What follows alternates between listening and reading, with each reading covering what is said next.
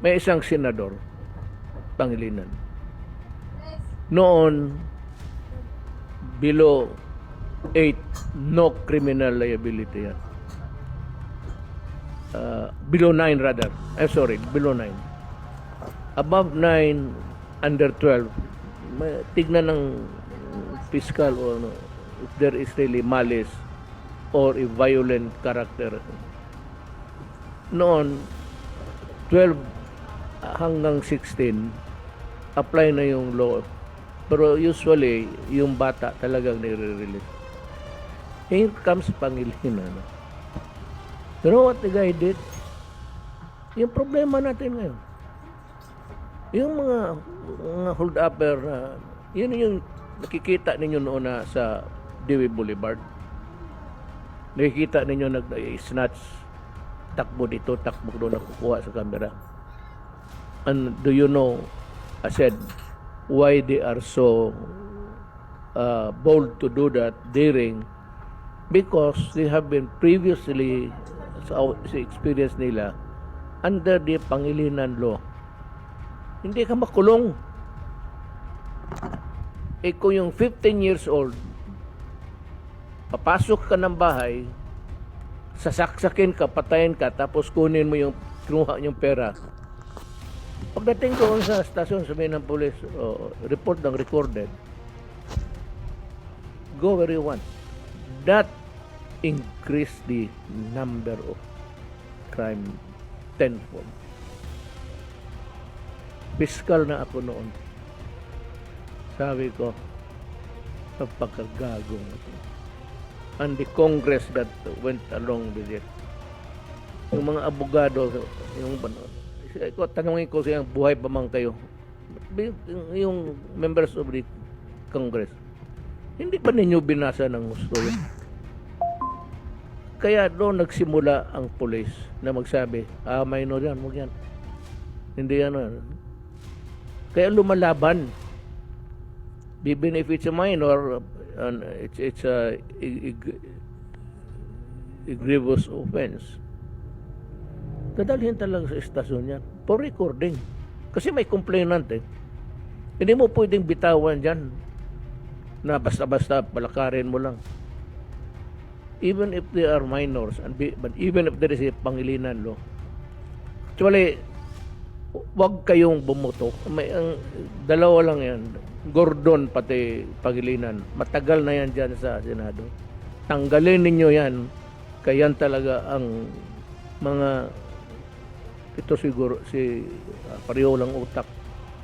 Ito si Pangilinan, talagang hindi niya ginamit yung utak niya.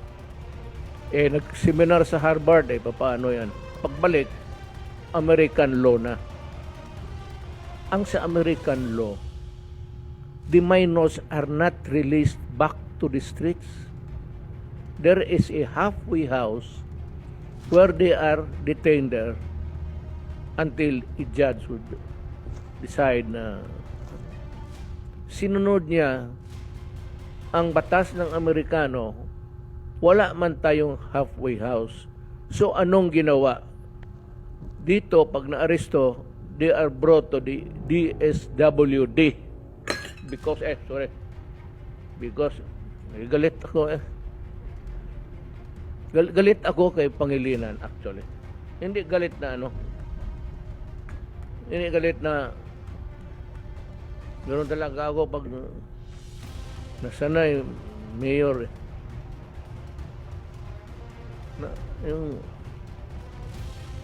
helpless ang public, helpless ang gobyerno.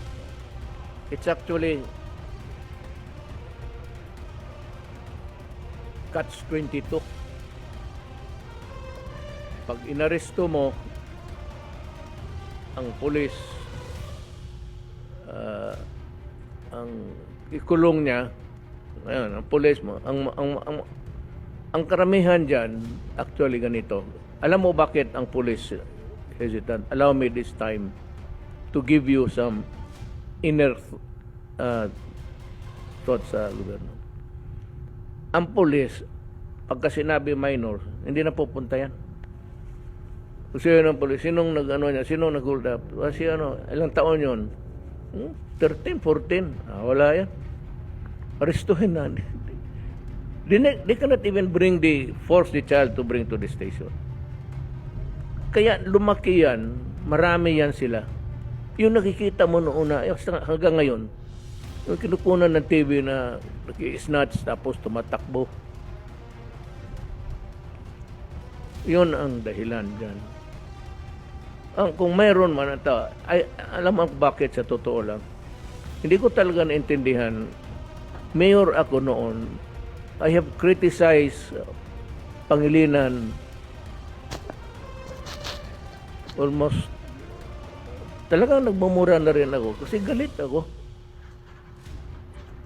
Okay na sana yung below 9, wala talaga yan. Baski anong gawin man, baski sunugin ganyan, okay lang yan. Hindi mo talaga above 9, below 12. Tignan nilang kung may malis ba. Gaya ng rape. 12 years old o acts of lasciviousness. Pero yung petty crime na nakaw-nakaw dyan, ako nung fiscal ako, dinidismiss ko. Kasi, nakaw-nakaw lang, nakaw ng ano. Pero nung yung mga above 12, below 16, may indeterminate sentence Luther. Nagtitimpla kami. Para i-recommenda namin. Pero ito, haros. Pagdating sa Pangilinan Law, below 18. 17 years old, patayin nila 16, 17. Pasukin ka sa bahay at saksakin kayong lahat. Kunin yung pera ninyo. Babay. Ganon yan.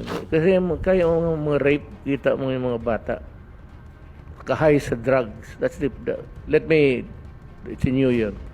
Let me dwell dito from the standpoint of the executive department.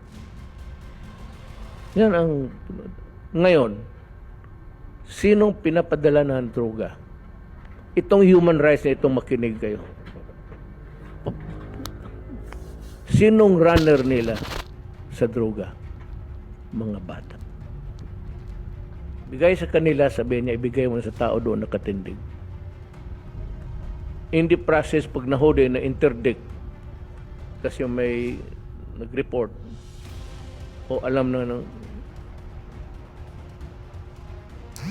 nakuha yung shabu. So, pagdating ng ilang taong ka, 16, umuwi ka na.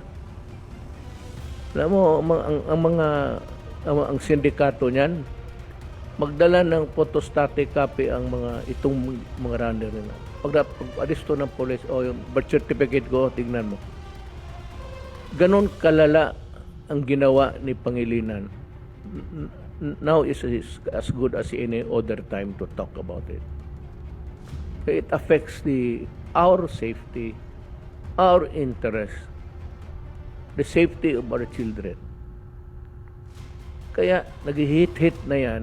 Ang bayad niyan, sige, bigyan ka. Ito, mag-hit-hit ka. Tapos i-deliver mo yan dyan sa mga bahay na yan.